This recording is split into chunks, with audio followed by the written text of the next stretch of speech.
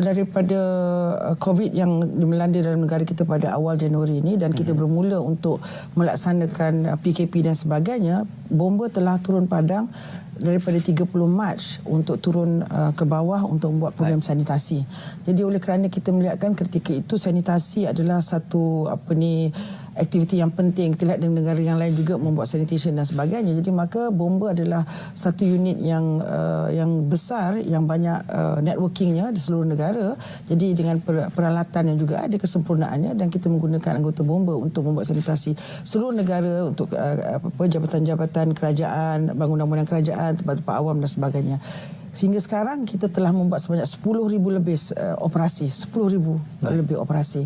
Dan selain daripada Bomba juga yang membantu kita dalam program sanitasi, Bomba juga membantu dalam program-program untuk melaksanakan logistik dari segi mengangkut barang makanan, mengangkut petugas, mengangkut barang-barangan logistik, penempatan dan sebagainya. Dan Bomba juga terlibat dari segi untuk mengangkut students yang daripada universiti untuk hantar ke kampung. Betul. Dan daripada airport yang balik daripada luar negara juga, mereka juga terlibat dalam sesi-sesi ini. Ini yang bahagian Bomba.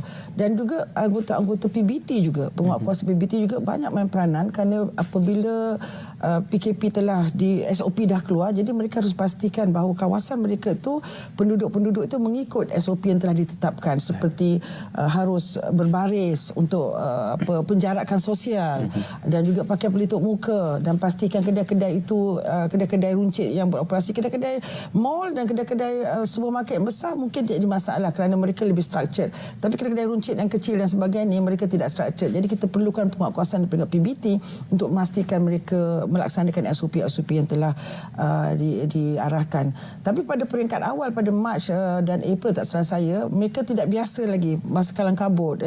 Ada yang tak buat ni, tak buat. Jadi bila dah sebulan, lepas tu atas pemantauan dan nasihat, jadi mereka tahu untuk membuat garisan, untuk buat tanda untuk diri, dan lepas tu taruhkan sanitizer dan taruhkan tempat untuk mengambil temperature, dan juga memastikan ada penjarakan dan sebagainya. Jadi ini dari masa ke semasa ini bertambah baik, dan ini harus dengan pemantauan penguatkuasaan PBT yang turun padang dan memastikan perkara ini dilaksanakan. Jadi dari KPKT, daripada Bomba, kita punya PBT, dan juga program-program kemasyarakatan yang kita ambil pendekatan yang baru, bahawa kebetulan juga KPKT melancarkan Dasar Komuniti Negara pada Februari 2019. So Dasar Komuniti Negara ini adalah untuk memastikan bahawa komuniti itu berdaya. Jadi kalau tagline kita jaga kita tu, cantiklah tu. Kerana komuniti itu kita hendak mereka berdaya dari segi menjaga kebersihan, keselamatan, semangat duduk berjiran dan sebagainya, dan jaga harta benda. Jadi ini bertepatan dengan keadaan COVID. Jadi in a way, alhamdulillah, KPKT ketika itu telah membuat satu dasar yang sudah ada strukturnya. Jadi ketika datangnya COVID, kita cuma harus menggerakkan dan mengimplementasikannya.